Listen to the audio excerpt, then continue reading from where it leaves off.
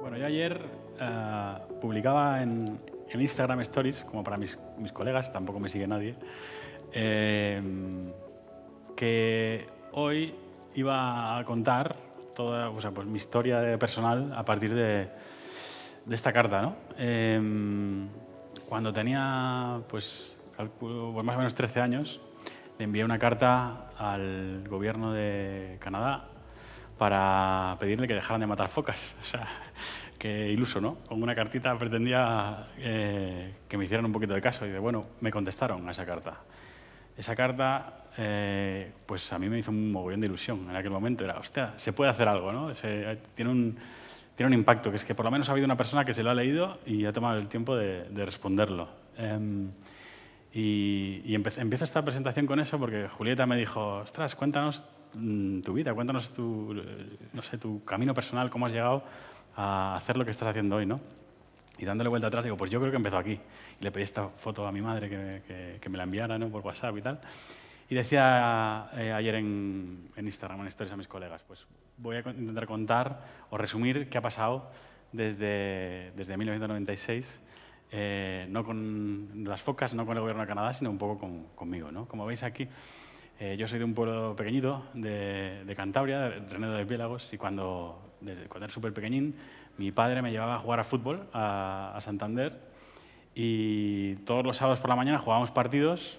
Él me llevaba a jugar hasta allí y a la vuelta, él trabajaba en una oficina y entonces yo me tenía que quedar en la oficina sentado 3 o 4 horas mientras que él recuperaba el tiempo de haberme llevado a mí a entrenar a Santander, bueno, a jugar los partidos a Santander. Entonces estaba aburridísimo y su compañero de oficina me daba una revista, que era la revista de socios de Greenpeace.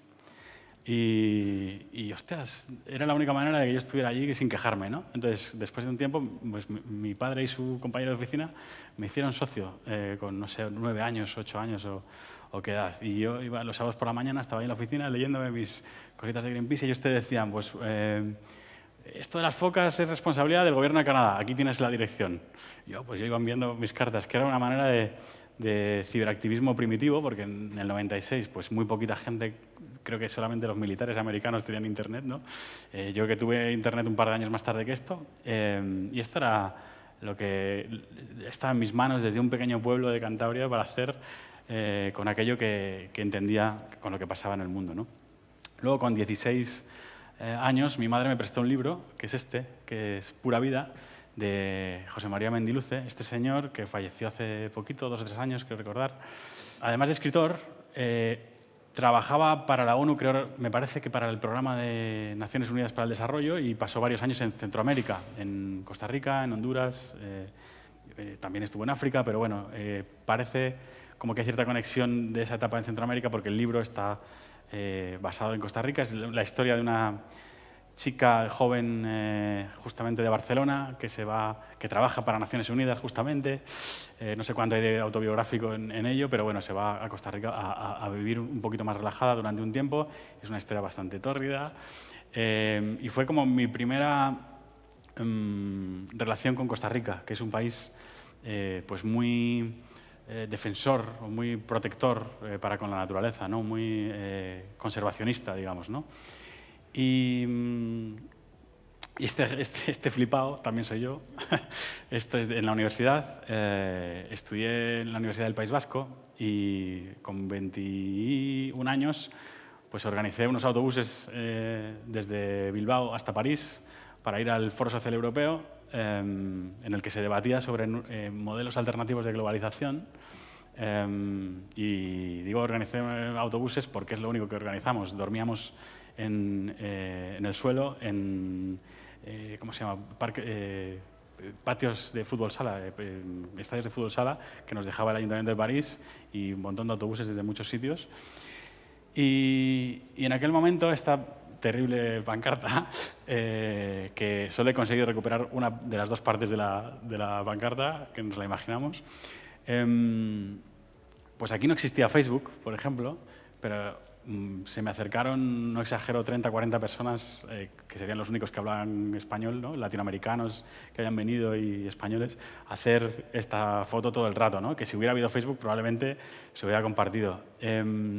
esta pancarta tiene muchísimas cosas mal, o sea, no se entiende nada, pero a mí me recuerda a cuando estaba estudiando, que yo estudié publicidad y relaciones públicas en el País Vasco, como os decía, a ese momento en el que estábamos pensando qué decimos aquí, qué contamos, cómo lo hacemos de manera que la gente, alguien nos escuche, ¿no? Era una manera de gritar, ¿no? Ahora vemos muchos memes. Hablaba el otro día con un compañero de Creatives for the Future, que soy parte del Action Team de esta asociación, de esta organización, y él decía que ahora mismo no hay copy más inteligente que la propia inteligencia colectiva. O sea, que si hay 10.000 pancartas, va a haber una que va a ser mejor que la de cualquier creativo a la hora de transmitir un mensaje, a la hora de viralizar y ese fenómeno meme, ¿no? Pues yo no entendía, no sabía ni que existía el fenómeno meme, pero con 21 años, pues allí en París tenía un montón de cámaras que se acercaban todo el rato a hacer esta terrible foto que no he conseguido encontrar la otra parte. Voy haciendo cuentas todo el rato, con 22 me vine a Barcelona a terminar la carrera. El último año lo hice aquí, con una beca Seneca. No sé si os habéis fijado, vamos, yo cada vez que vengo desde Cantabria por carretera, de que cuando estás a 92 kilómetros te aparece este precioso cartel de Barcelona 92 que yo recuerdo todo el tiempo, porque siempre he pensado que el momento en el que yo me enamoré de Barcelona no fue cuando decido tengo que venir a estudiar aquí, que también, sino cuando tenía 9 años y veía en casa de unos amigos que veía todos los puñeteros días toda la retransmisión de los Juegos Olímpicos y veía la ciudad y era, bueno, pues me enamoré, ¿no? de Barcelona. Pues tuve la oportunidad de venir aquí a vivir con esa edad y justamente los Juegos Olímpicos yo creo que son uno de los mejores ejercicios de comunicación paridos en la ciudad. Se desarrollaron, no los Juegos Olímpicos, sino toda la comunicación por una agencia que se llama Bassat Ogilvy. Lluís Bassat, que es un conocidísimo publicitario de aquí de Barcelona, histórico, ya retirado, pues fue el que decidió, por ejemplo, que desde las piscinas olímpicas de Montjuïc se tenía que ver toda la ciudad. Hizo como que la ciudad formase parte del propio contenido que se estaba retransmitiendo a escala global. Pues cuando terminé la carrera en la Autónoma, la primera agencia en la que trabajé fue esta, Bassat y Ogilvy, ¿no? Que de alguna manera cerraban ese círculo o empezaban otro, ¿no? En la ciudad. Y cuando trabajé con esa agencia y con alguna otra después, lo que me fui dando cuenta de inicio es, ostras, qué difícil es implementar todas esas inquietudes que tú tienes respecto a impacto social, por resumirlo, porque es muy complicado decirle a las marcas qué es lo que tienen que decir, qué es lo que tienen que hacer, cómo impactar a la gente, cómo hacerles reflexionar sobre determinados temas. Pensé, ostras, es dificilísimo, no voy a poder hacer nada. Entre otras cosas porque pues, acabas de arrancar, eres un redactor creativo junior, formas parte de una estructura gigante, no tienes una capacidad de influencia muy grande, trabajas para grandes marcas, Nestlé, muchas, gas natural.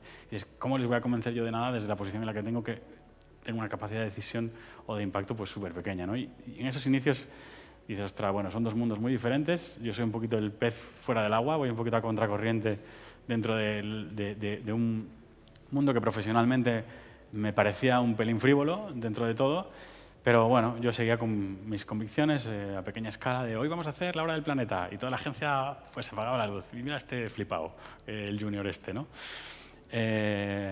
Y en un momento yo vi un vídeo que realmente era bastante anterior a ese momento, hasta aquí venimos contando todo cronológicamente. Este vídeo es un poco anterior a ese momento, pero este señor, Steve Jobs, el fundador de Apple, era un visionario y ya estaba diciendo cosas como esta. To me, marketing's about values. This is a very complicated world. It's a very noisy world. And we're not going to get a chance to get people to remember much about us. No company. And so we have to be really clear on what we want to know about us. O sea, él ya estaba diciendo, lo importante son los valores. O sea, nadie va a comprar, en esta charla explica con más profundidad, nadie va a comprar Apple porque sus procesadores sean un poquitín más rápidos que los de Microsoft. Esa no va a ser la decisión fundamental o el motivador fundamental para la toma de decisiones. Lo que va a ser un motivador fundamental es que la gente entienda ¿quién somos nosotros? ¿Qué creemos? ¿Por qué estamos aquí? ¿No? Lo explica en el siguiente fragmento, que en un momento determinado tienen que elegir cuál va a ser su agencia para los próximos años, que es de las pocas que sigue continuando desde el 97, sigue trabajando con TBWA. Pero vamos, convocan a un pitch, a un concurso, a no sé cuántas agencias y les hace una pregunta, que es esta.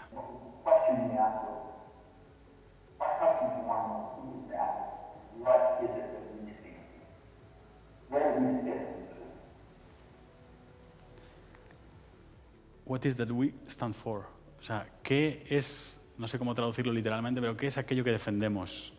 ¿Para qué existimos? ¿Cuál es nuestro para qué? O nuestro porqué de nuestra existencia, ¿no? Esto lo cuenta él en 1997. Ahora es prácticamente la Biblia de lo que se habla constantemente en comunicación, en publicidad, en construcción de marcas, ¿no? El propósito de las marcas es lo que va a diferenciar a unas de otras, es lo que realmente va a hacer que la gente sienta o piense de una manera determinada, o tenga una actitud determinada frente a determinadas marcas. Y como él explicaba, tenemos muy pocas oportunidades de dejar una impresión, una huella en la gente, y debemos ser muy claros a la hora de transmitir eso, bueno, sea en la manera que decidamos hacerlo, ¿no? En ese momento, que yo no conocía todavía ese vídeo, todavía estaba, como os decía, pues allí en Ogilvy, que en aquel momento estaba en la calle Josep Tarradellas, creo recordar, y yo pues seguía como en ese pequeño espacio, ese pequeño reducto como limitado, pensando, ostras, qué difícil es juntar tus dos pasiones, ¿no? La creatividad y el impacto social, ¿no? Pero llega un momento, pum, flash forward a 2004, en el que digo, ostras, mira lo que está pasando aquí, ¿no? DAF, por primera vez en no sé cuánto tiempo, o por primera vez en general, pone mujeres reales en sus anuncios. Bueno, las otras también eran reales, ¿no? No eran 3D, no eran hologramas, pero eran una selección de la realidad muy determinada, ¿no? Y se empiezan a hacer una reflexión sobre la belleza real en general, ¿no? Sobre cómo se están ejerciendo determinadas presiones culturalmente desde la publicidad, pero no solo desde la publicidad, también desde las revistas, desde el mundo de la moda, desde la sociedad en general, y DAF saca esta reflexión a colación y digo, ostras, esto es interesante, esto es lo que a mí me gustaría, ¿no? Tratar de mover conciencias de una manera positiva y desde el mundo de las marcas, que son las que tienen ese poder, intuía yo, ¿no? de influir en la conciencia colectiva, digamos, ¿no? Poco después, DAF empieza a desarrollar ese concepto con cierta profundidad y vemos esta pieza que fue súper viral en ese momento. En el inicio de los virales, yo no sé siquiera si existía YouTube tampoco, y ya se hizo viral esta pieza, ¿no? En la que vemos pues, perfectamente cómo es ese proceso de falsificación, entre comillas, ¿no? de la imagen de una mujer y cómo es tan normal que sufran todavía hoy, pero en ese momento pues mucho más, la presión por todos los ámbitos de la sociedad, ¿no? Años más tarde, en 2013, DAF pone a este señor, que es un sketcher, un dibujante del FBI, a tratar de dibujar a mujeres que se describen a sí mismas y a continuación a comparar esa ilustración con la que resulta de que les describa a otra persona. Y en ese vídeo, que también fue súper viral, se muestra una enorme diferencia en la que esas mujeres están infravalorando su belleza en comparación con lo que los demás están viendo de ellas. Yo cuando veo toda esta serie digo, esto no está pasando por casualidad, esto está funcionando a nivel de marketing, está funcionando a nivel de comunicación y tiene un impacto en la calle. Yo digo, esto es lo que me encantaría hacer. Qué difícil es hacerlo aquí sentado en una agencia de comunicación cualquiera, ¿no? Estos tres anuncios, no sé si anuncios, pero estas tres piezas, o tres comportamientos al mismo tiempo de la marca, también las hace Ogilvy, que es la misma en la que yo trabajaba en Barcelona, que es la misma, digamos, que había hecho lo de los Juegos Olímpicos de Barcelona, pero bueno, desde ángulos y equipos profesionales muy distintos y desde países muy distintos. Esta última se hace desde Ogilvy Brasil, y en aquel momento, un poquito más tarde que esto, yo recibo una llamada de Ogilvy en Costa Rica. Me llama Ogilvy Costa Rica para irme, nos llama mi chica y a mí, para ir a trabajar y a liderar el departamento de cuentas, y yo llevo el departamento creativo de Ogilvy. Esto también son sketches y también son un poco irreales porque nuestra vida en Costa Rica era mucho más estar en la oficina que estar allí, pero bueno, podéis ver que tenía bastante razón en el libro de Pura Vida, Mendiluce, cuando hablaba de el paraíso natural que era Costa Rica y que, joder, en aquel momento digo, ostras, es la única referencia que tengo de toda mi vida para tomar la decisión de irme a vivir a Costa Rica, es este libro que había leído con 16 años, ¿no? Que era Pura Vida. Pues bien, en esos 2 años que pasamos en Costa Rica tuvimos tiempo de hacer proyectos pues, más o menos convencionales, proyectos más o menos creativos y algún proyecto que además de creativo tenía cierto impacto social, digamos. Os voy a enseñar uno de ellos.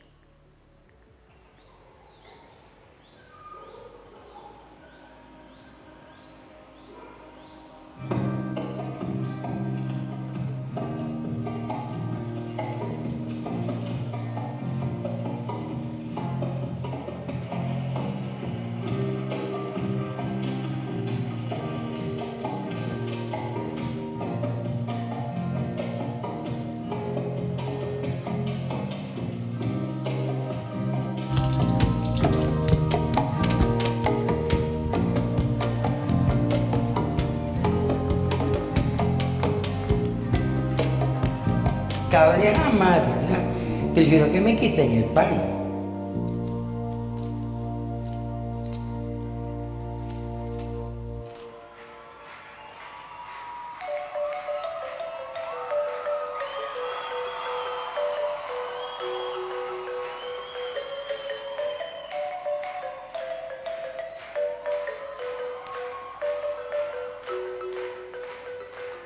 Uy, no, por Dios, qué hermosa que está.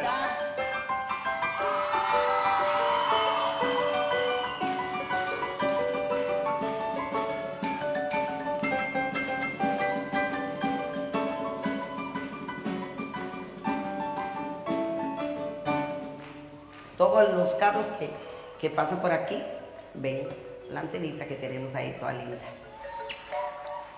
¿Mango? ¿Crema? ¿Y usted? 200. Si sabe manejar las monedas, la moneda atrae monedas. Una verdadera transformación social en estas comunidades y en general en nuestros países.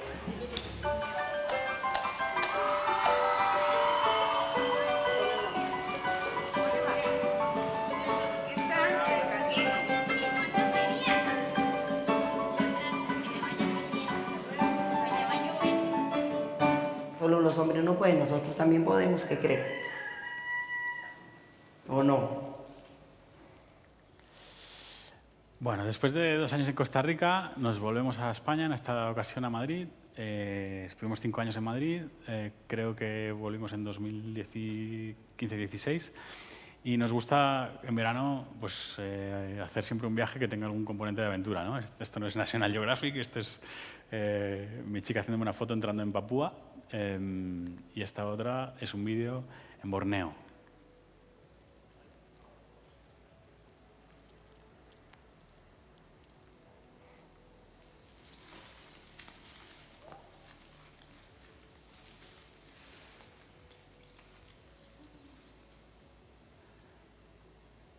Ese que estaba ahí no era yo porque si no me cago. O sea, porque te da un puñetazo un orangután y tiene como la fuerza de, no sé, de 20 hombres. O sea, es una locura.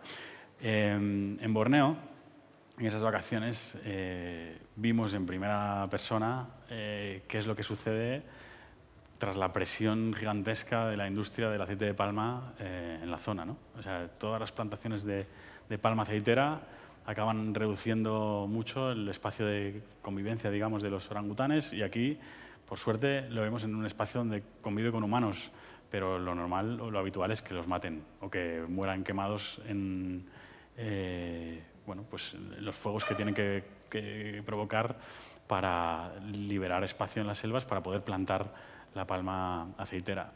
Y casualmente, 2 años más tarde, o 1 año y pico más tarde, trabajando en Madrid, en FCB, en una agencia multinacional también, donde lideraba el departamento creativo, nos llega una empresa chocolatera. Y yo lo primero que les dije fue, yo he vivido esto, yo he visto esto. Nos pedían un reposicionamiento de marca y esto es lo que hicimos.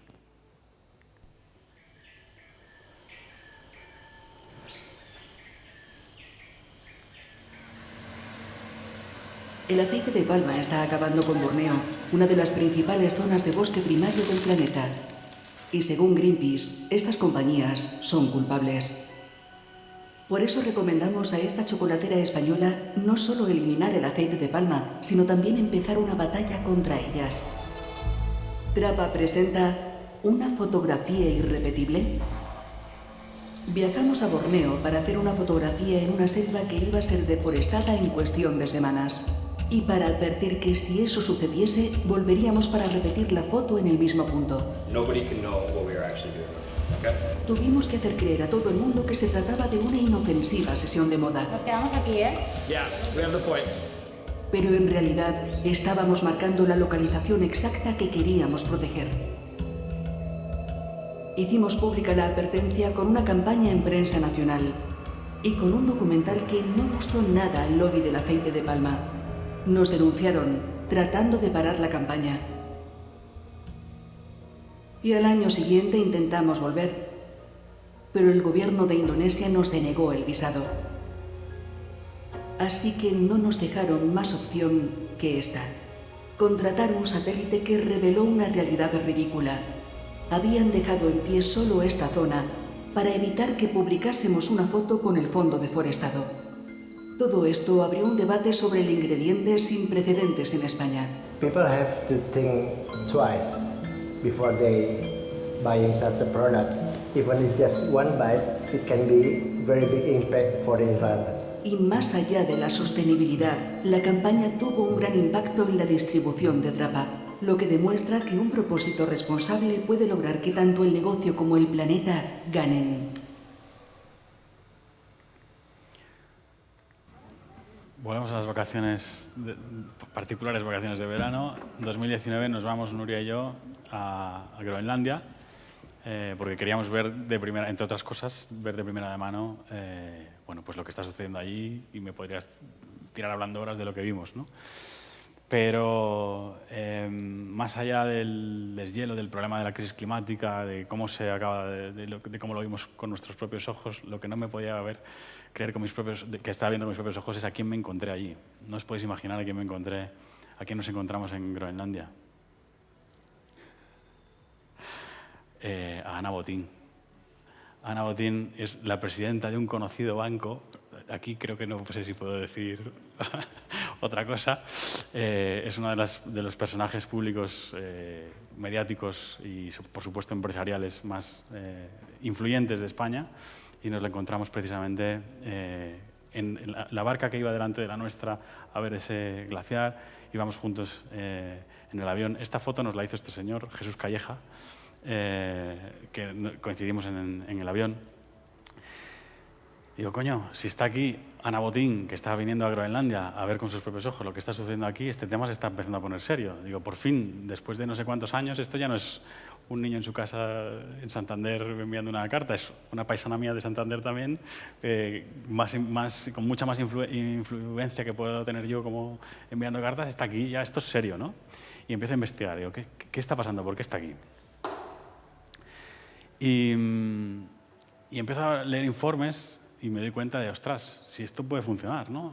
Las empresas con propósito responsable, del que hablábamos antes, de lo que mencionaba Steve Jobs, de qué es el propósito de marca, si ese propósito de marca es responsable, va a generar más riqueza, ¿no? Estos son gráficos, la línea roja es el Standard & Poor's 500, que es uno de los índices más conocidos, y la línea de arriba son empresas socialmente responsables. Los datos son de 2016, no he encontrado datos más recientes, pero aquí vemos la diferencia que hace ver de manera súper evidente que aquellas marcas que se toman en serio el propósito social crean más riqueza al mismo tiempo, ¿no?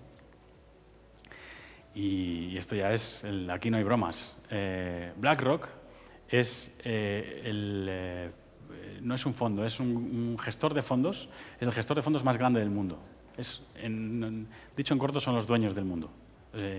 Esta gente, en 2018, le manda un aviso de buen rollo, en la primera de las noticias vemos, diciendo a las empresas, hombre, deberíais tener un papel un poquito más social, porque les empieza a redactar informes y a explicarles que, por ejemplo, la crisis climática ya no solamente es un riesgo para la humanidad, un riesgo para la salud, es un riesgo financiero, porque no hace falta ser muy listo, sin planeta no hay dinero. Pues en 2018 lo dice por primera vez por escrito y le empieza a decir a las empresas: tenéis que tomaros más en serio el papel social, tenéis que publicar determinados informes, tenéis que publicar resultados no solamente económicos y tenéis que empezar a explicar qué es lo que estáis haciendo para que determinados problemas sociales dejen de suceder o sucedan menos y al menos no sucedan por vuestra culpa. La gente se empieza a tomar las cosas en serio, entre ellas hemos visto aquí a Ana Botín respondiendo, ¿no? Pues que en 2020 ya no lo dice de buen rollo. En 2020, en enero, lanza su primer informe y dice: señores, a partir de ahora lo que vamos a hacer es, si no nos hacéis caso, vamos a empezar a retirar nuestro dinero de donde está. Si tú, Unilever, o tú, Telefónica, o tú, quien sea, no publicas, no pasa nada, haz lo que quieras, nuestro dinero no va a estar contigo. Y entonces le empiezan a ver las orejas al lobo y lo que empieza a suceder aquí es que lo que nosotros estamos viendo, que es la cara del movimiento, ¿no? Que es Fridays for Future, que es Greta Thunberg, que es pues todo el movimiento social, estudiantil, a escala planetaria, es la parte de arriba de la pinza o de abajo, me da igual, y en el otro lado de la pinza tenemos a BlackRock y a las gestoras de fondos que les están metiendo presión a las empresas para que hagan algo. Tienen que empezar a hacer cosas, ¿no? Entonces yo digo, aquí ya esto va en serio. O sea, esto ya no es un día va a pasar algo, un día vamos a ver cómo reaccionamos. Se está dando el caldo de cultivo perfecto para que empiecen a pasar cosas en las empresas.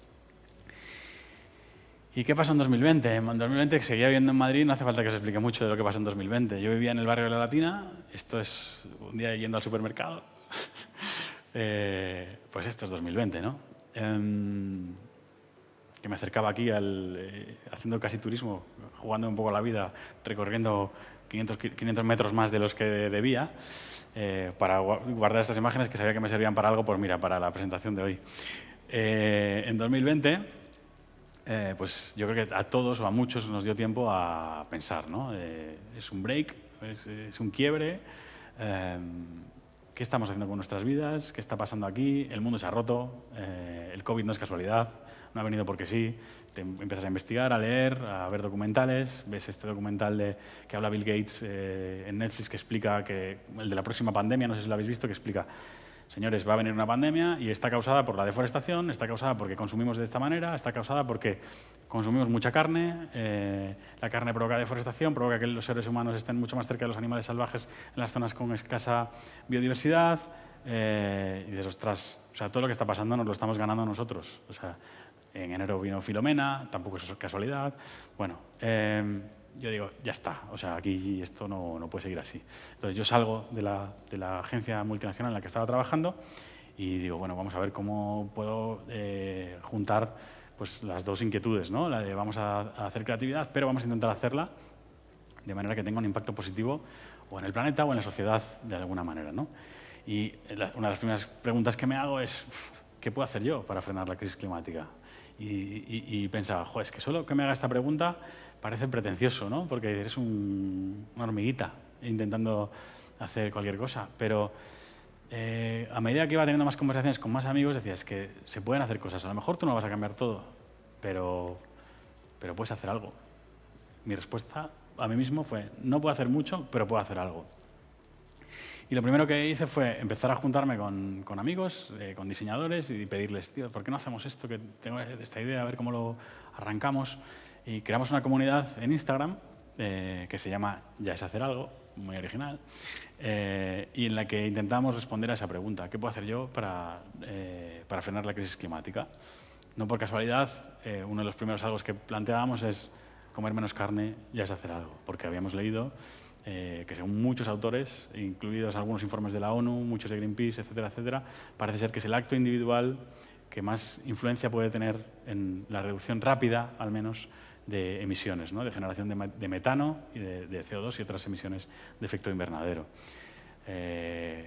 Están enumerados todos los algos, porque en realidad todos los que podemos hacer, y es una cosa que voy aprendiendo, son infinitos. Lo hacemos tan mal que cualquier pequeño pasito que hagamos será una mejora y puede provocar cambios, digamos, a una escala muy grande si nos organizamos para empezar a hacerlos, ¿no? Estas son de las primeras cosas que uno puede hacer sin ningún esfuerzo, ¿no? No tienen un nivel de complejidad, ni de implicación, ni de compromiso muy alto, ¿no? La mayoría de los algos que que proponemos. ¿Por qué volver a la cafetería italiana ya es hacer algo? Me preguntaba mucha gente. Bueno, muchos tienen en su casa las cafeteras, bueno, voy a decir la marca de Nespresso, ¿no? Que tienen un aluminio con un plástico, con un recubrimiento, que se empeñan en decir que es muy fácil de reciclar. Es prácticamente imposible de reciclar. España no recicla esto. España no recicla los bricks tampoco. Todos los bricks que tenéis en casa no se reciclan. Quiero que lo sepáis. Ecoembes no recicla esos bricks porque no son rentables reciclarlos. En España se incineran. Pues este tipo de información no llega a la gente. Entonces, lo que hacemos nosotros a través de esta plataforma es tratar de dar tips súper sencillos, súper simplificados, de pequeños comportamientos que todos podemos adoptar progresivamente, ¿no? Algunos un poquito más complejos, que no son para todo el mundo, pero bueno, tratando de llegar a cuanta más gente mejor, tratando de hacerlo desde un mensaje positivo, no desde la negatividad que muchas veces genera rechazo, ¿no? Que nos encontramos con ejemplos personales incluso, ¿no? Yo recuerdo el verano pasado en Cantabria hacer una barbacoa con unos amigos, invitarles y hacer una barbacoa de carne vegetal.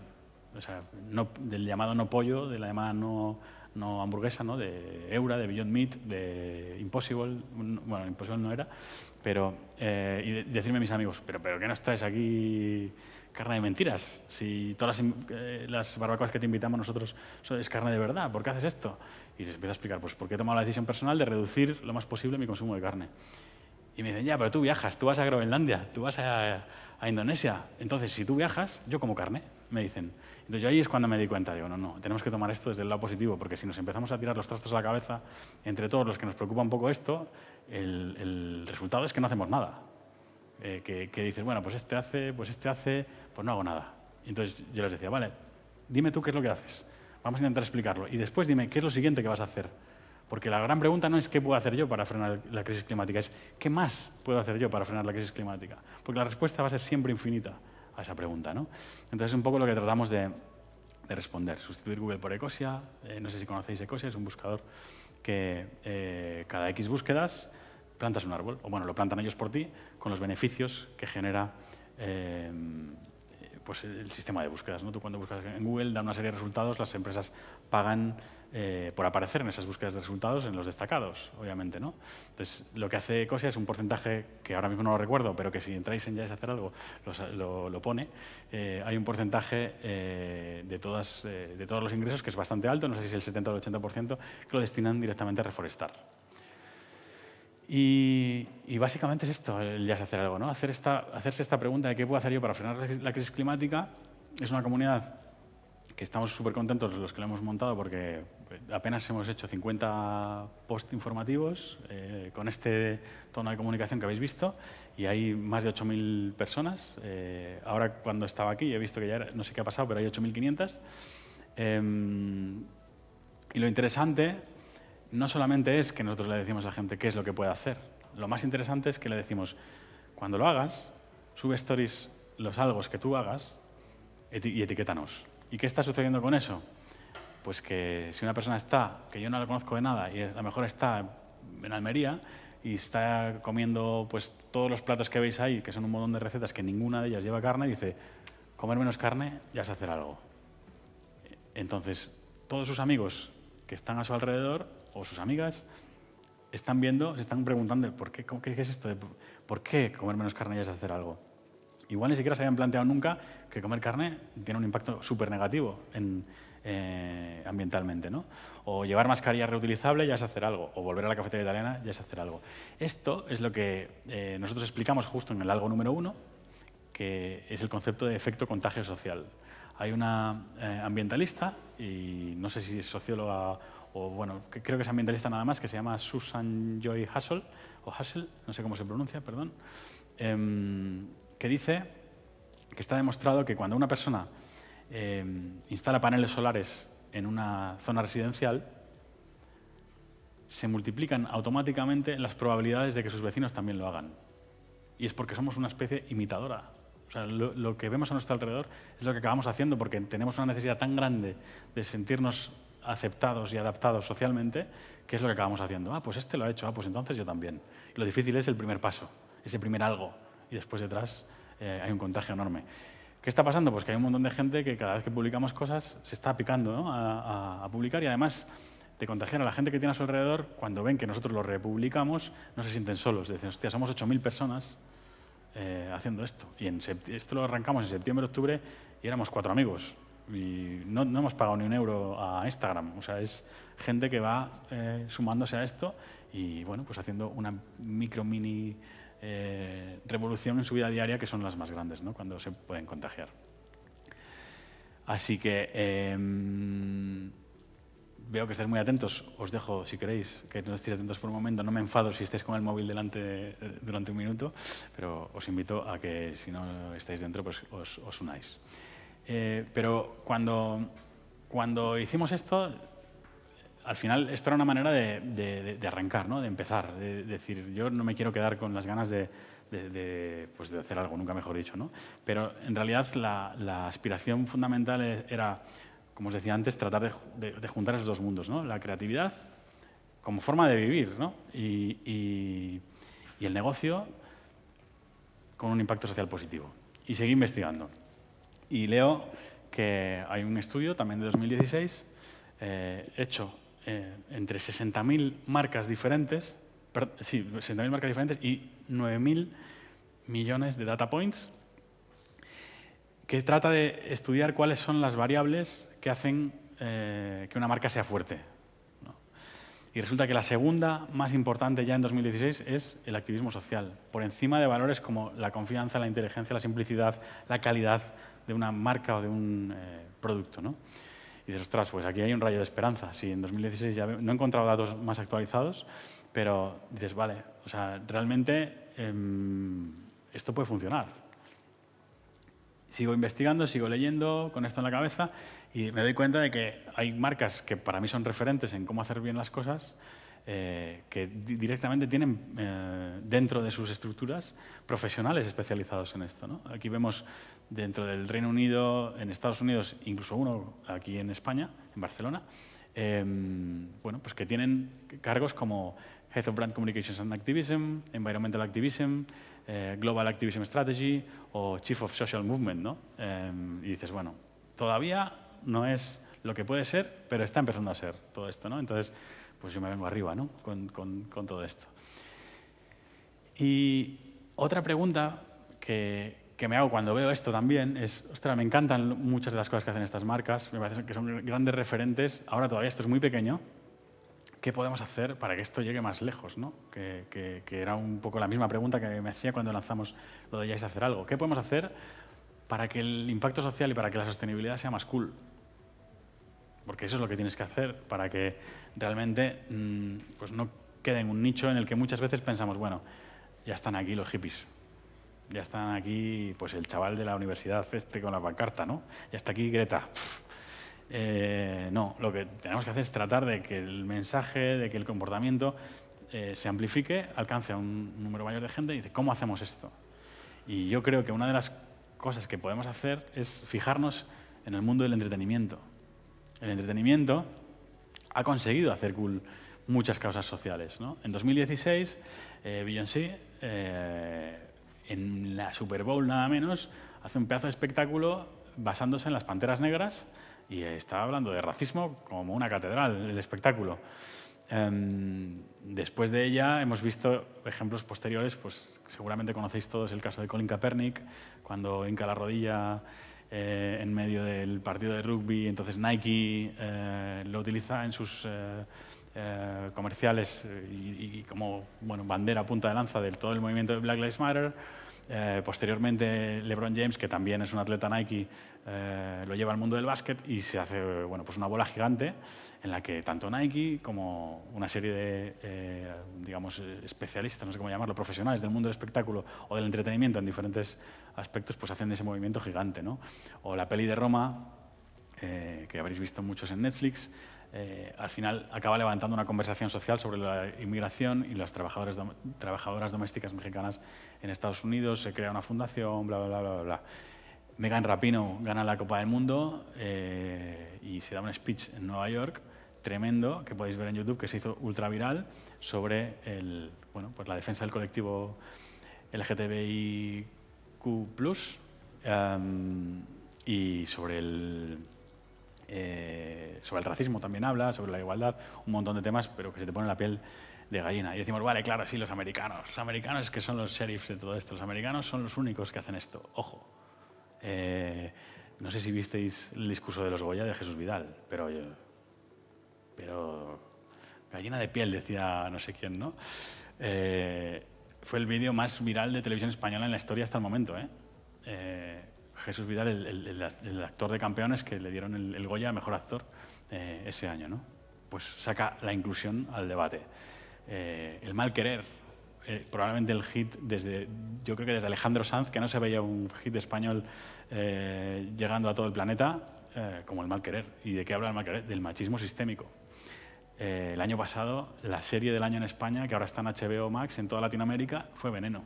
¿Y de qué habla Veneno? ¿Qué es lo que está levantando? Está levantando la conversación trans, sobre el colectivo trans, sobre la falta de referentes que tenía el colectivo trans hasta entonces, porque lo que la Veneno era un antirreferente, dicho en bocas de Lola, a la que he tenido oportunidad de conocer recientemente, y ahora tanto Lola Rodríguez como la Jedet, como las actrices que participan en la serie, son referentes para las niñas y niños de hoy, ¿no? Aparte de levantar la conversación a niveles que nunca antes había tenido esta cuestión social. Entonces yo creo que el entretenimiento nos puede ayudar mucho a hacer cool estas causas. Entonces, después de todo este proceso de reflexión, a mí me llega un brief directo de Wallapop para trabajar con ellos, para tratar de resolver un problema que no tenía por qué enfocarse desde la perspectiva social, sino es un problema de marketing. Me trasladan esa cuestión, ese briefing, y esta es la respuesta que le dimos. Desde el nacimiento de Wallapop, todas las plataformas de segunda mano dicen lo mismo. Fácil, rápido, barato. Pero en el año que nos trajo más cambios que nunca... Cuando empezó a llegar el confinamiento, pues bueno, sí que empecé a hacer un 100% de teletrabajo. Antes me rodeaban ordenadores, coches y semáforos. Y a partir del cierre nos hemos reinventado, hemos tenido que empezar a hacer delivery. Decidimos empezar a comunicar que Wallapop te acompaña en tus cambios vitales, sean cuales sean. Lo dice la biología, los niños tienen pene, las niñas tienen vulva. Es una barbaridad que a un menor de edad de 16 años se le va a permitir hormonarse. Así que cuando la ley trans se convirtió en el centro del debate político... A mí me preocupa fundamentalmente que se elige el género sin más que la mera voluntad o el deseo. Pero yo creo que es un derecho, ¿no? Que tengamos una vida fácil las personas trans. Wallapop presenta Cambios. Decidimos contar la historia de la activista y actriz revelación Lola Rodríguez, que había interpretado a la escritora de las Memorias de la Veneno en la serie española más exitosa de 2020. ¡La Veneno! Lola Rodríguez pone a la venta los objetos más importantes de su vida para inspirar a otras personas que, como ella, experimentan un cambio. Creamos un corto documental hilado a través de estos objetos y lo lanzamos en la plataforma de Video On Demand A3Player como contenido relacionado con Veneno. De una conocida plataforma de compraventa de segunda mano que ya se ha hecho viral. Me he dado cuenta que no es mi problema, no es algo que tenga que esconder. Como todo el mundo me leía como chico, pues era lo que más me regalaban. Y este libro, oro, pero porque me ha cambiado la vida, literal. Y de entre las casi 100.000 personas que se interesaron por sus objetos en Wallapop, Lola vendió su libro a Lara, una niña de 14 años a la que el documental inspiró a empezar su transición. Una estrategia que supuso un cambio para Wallapop. Un cambio en la sociedad. Muchas veces nos da miedo el cambio. Pero los cambios siempre son para mejor. Yo creo en ese cambio, que se dirige hacia el respeto. Espero que sirva para arrojar luz a un tema que muchas veces no se quiere mirar. Y un cambio vital para Lara. Me gustaría seguir como es ella. Lo tendré en una estantería de meditación para verlo cada día. Porque para mí es como un momento muy bonito de mi vida y como que me hará cambiar y ver diferente pues, el mundo. Ojalá mi vida anterior te ayude a empezar una nueva.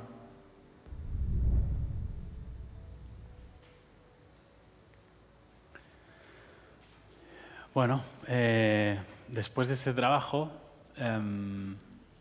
bueno, incluso antes, ya había visto esto antes, ¿no? Pero lo que me da la esperanza ahora que intento hacer trabajos para marcas que estén enfocados en impacto social, es que cuando vi una charla de Michael Porter en TED, Michael Porter es un profesor de una escuela de negocios en Estados Unidos, da una cifra que yo me hice un cálculo en casa y era, hostia, me está diciendo, en otras palabras, esto, que las empresas generan y disponen de 5 veces más recursos que las ONGs y los gobiernos juntos. Es decir, ¿desde dónde se cambia el dinero? Perdón, ¿desde dónde se cambia el mundo? Desde el dinero. Hoy en día el dinero es el que mueve los comportamientos. Entonces pensé, ostras, esto es lo que tenemos que hacer, esto empieza a funcionar. Todas las cosas que he ido viendo por el camino son pistas de que se puede llegar. Entonces, cuando miro la vuelta atrás y he intentado responder a la pregunta que me hacía Julieta de, bueno, cuéntanos tu vida y cómo ha ido evolucionando todo, y miro atrás, y lo que pienso es que he estado haciendo lo mismo todo el rato. He estado haciendo lo mismo todo el rato, solamente que al principio lo hacía como escribiendo una carta desde mi casa, en Renedo de Piélagos, Cantabria, y ahora pues lo hago con las empresas de por medio, que tienen mucho más impacto que una cartita que pueda escribir yo desde mi casa. Y la gran diferencia es eso, pasar de escribir cartas a escribir ideas y entretenimiento. Muchas gracias.